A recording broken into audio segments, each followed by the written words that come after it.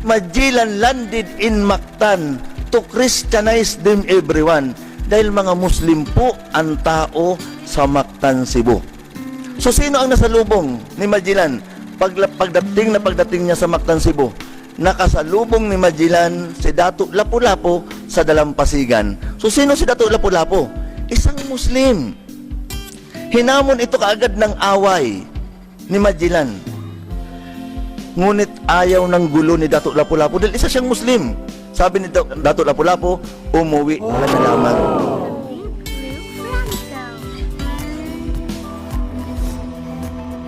Habib Luke Blanco. Habib Luke Blanco. Ang katotohanan, ang Islam ay hindi bago sa Pilipinas. Kaya nga, ang mga dating Kristiyano, kapag nag-Muslim, hindi tama na sabihin silang nagpabinyag sa Islam. Dahil kung papasok ka sa Islam, wala naman binyagan na mga ganap. At lalong mali na sabihin sila ay nagpalit ng relihiyon. Kundi ang tama na katawagan, tulad sa akin na dating Kristiyano nag-Muslim, ang tama na katawagan sa akin ay isang balik Islam. Bakit balik Islam? Dahil para sa atin mga kababayan na hindi pa mga Muslim, kung babalikan natin ang kasaysayan ng Islam sa Pilipinas, di hamak po na nauna ito kumpara sa Christianity. Ayon sa kasaysayan ng Islam sa Pilipinas, 1380 pa lamang dumating na ang isang Arabong misyonaryo na si Sharif Makdum. Dumating siya sa parting Mindanao at doon siya unang-unang nagpalaganap ng Islam. 1380. Kaya pagdating sa Pilipinas, doon una siya tumuloy sa parting Mindanao. Doon siya una nagpalaganap. Paglipas ng ilang panahon, dumating din sa atin ang 10 datos. Pinag-aralan natin ito nung nasa elementary grade pa tayo. Dato Sumakwil, Dato Paduhinog, Dato Lapu-Lapu, Dato Balinsula, Dato Sikatuna. Ang nakakalungkot lang, sa ngayon sa Pilipinas, nakikilala lamang si Dato Puti sa suka at tuyo. Na wala tayong kamalay-malay, ito si Dato Puti, siya ang leader ng 10 dato dahil bihasa yan sa paglalakbay sa karagatan. At dumaong sila sa parting Bisaya sa Iloilo, nakabili ng lupa kay Marikudo, na si Marikudo ang pinuno ng mga ita at nagtayo naman ng pamayanan. Si Sharif Makdum sa Mindanao, ang 10 datos sa Iloilo, di nagtagal ang 3 dato kasama si Dato Puti, tumulak patungong norte, dumaong sa Nasugbo, Batangas. Kaya sa atin mga kababayan na may kakilalang mga taga Batangas, huwag kayong magtaka na mga Batangginya, minuminuto at oras-oras nilang tinatawag ang Diyos ng mga Muslim. Alae, alae, alae. Dahil tumagal ang 3 dato sa Nasugbo, Batangas. Mga mahal na tagapakinig, paiksiin natin ang pagsasalaysay at pagsasalarawan. Kailan dumating ang mga Kastila sa Pilipinas para dalhin o introduce ang pananampalatayang Christianity? Alam nyo mga mahal na tagapakinig, laking gulat ko nang mapakinggan ko ang kanta ni Yoyoy Villami. Si Yoyoy Villami, hindi siya Muslim. Pero nung mapakinggan ko ang lyrics ng kanta niya, ayon sa lyrics ng kanta ni Villami, on March 16, 1521, when Philippines was discovered by Magellan, the people were baptized under the name of Christ, and that's the beginning of our Catholic life. Napansin natin, March 16, 1521 lamang, dumating ang mga Kastila upang dalhin ang pananampalatayang sa ngalan ng Ama, ng Anak, at ng Diyos Espiritu Santo. Samantalang 1380, nandun na ang Islam. Kaya huwag tayong magtaka nang dumating ang mga Kastila sa Pilipinas, ang mga namumuno ay mga raha at mga dato.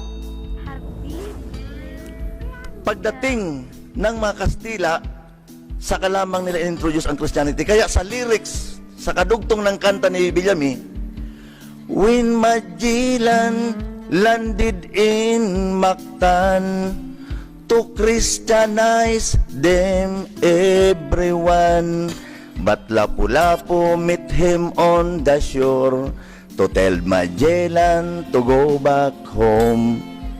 Iki-Christianize ba ni Magellan ang Mactan, Cebu kung Kristiyano na ang mga tao? Kaya niya when Magellan landed in Mactan to Christianize them everyone, dahil mga Muslim po ang tao sa Mactan, Cebu. So sino ang nasalubong ni Magellan pagdating niya sa Mactan, Cebu? Nakasalubong ni Magellan si Dato' Lapu-Lapu sa Dalampasigan. So sino si Dato' Lapu-Lapu? Isang Muslim. Hinamon ito kaagad ng away ni Magellan. Ngunit ayaw ng gulo ni Dato' Lapu-Lapu dahil isa siyang Muslim. Sabi ni Dato' Lapu-Lapu, umuwi ka na lamang. Malakas ang loob ni Magellan na hamunin si Dato' Lapu-Lapu ng away dahil sa panahon na yan, si Magellan ay nakadamit ng bakal. Kung tawagin yan sa atin noon ay kutamaya. Samantalang si Dato' Lapu-Lapu ang ginawa sa kanya, nakabahag lang ang suot. So malakas ang loob ni Magellan na labanan, hamunin siya ng laban. Walang nagawa kundi si Lapu-Lapu kundi siya labanan. Kaya sa kanta ni Villami, when the battle began at dawn, bolos is first versus guns and cannon. When Magellan was hit on his neck, stumbled down and cried and cried. Kaya mga mahal na tagapakinig natin mga kaubayan ngayon, hindi lingid sa ating kaalaman na ang pumatay kay Magellan ay si Dato' Lapu-Lapu. Kaya nga, ang katotohanan sa kabayanihan, kung tutuusin ang unang bayani ng bansang Pilipinas ay isang Muslim, si Dato' Lapu-Lapu. Hinadlangan niya. Siya ang pumatay kay Magellan na walang habas na sinasakop ang ating bansa.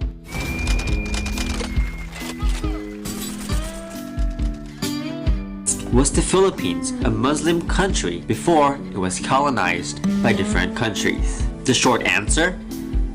Yes and no. Yep. Yes and no. Let's start with no. Why? Because the Philippines back then, well, there was no Philippines back then. The country that we now call the Philippines was a diverse collection of different people, of different states, of different cultures, of different languages, of different ethnicities before it was colonized.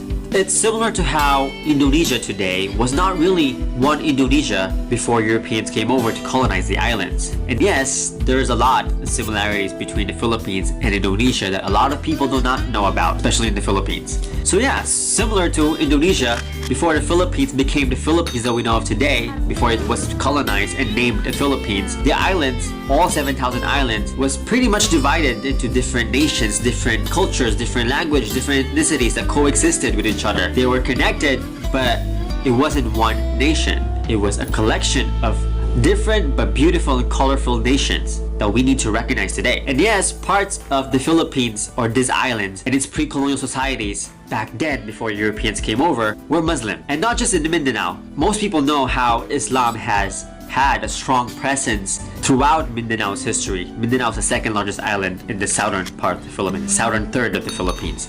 But what a lot of people do not know is that other parts of what is now the Philippines, other parts of the islands were also Muslim. For example, today's capital city, Manila, in the northern island of Luzon, today Manila is the center of the Catholic faith, of the Christian Catholic faith in Asia. But it was once a Muslim walled city called Maynilad before the Spaniards conquered it. So when the Spanish conquistadors took over Maynilad, they literally built the colonial walled city of Intramuros de Manila, literally right on top of the old Muslim walled city called Maynilad. And it wasn't just Maynilad that was a Muslim community in Luzon before Europeans came over. Even in the early part of the colonization, there were parts of Luzon that were also Muslim. In fact, many pre-colonial Kapampangan communities were also Muslim. For example, during the epic battle of Bangkusay back in 1571, 446 years ago, around 2,000 Muslim Kapampangan warriors from the independent states of Macabebe and Hagonoy fought against the Spanish conquistadors. It was an epic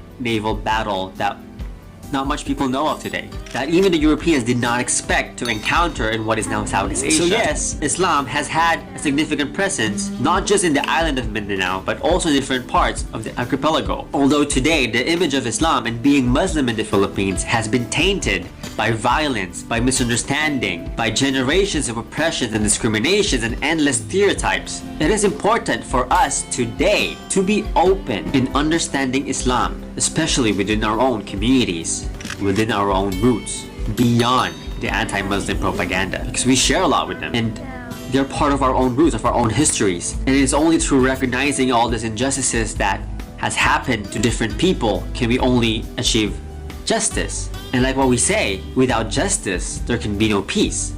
Habib Franco. Thanks for watching. If you like this video, please leave a comment down below. Hit the like and share button. And if you are new here, please subscribe. Habib Franco. Hey, wait a sec. Don't forget to click the bell icon for notification of my latest videos. Keep on watching. Franco. Habib Franco. Habib Franco. Habib Franco.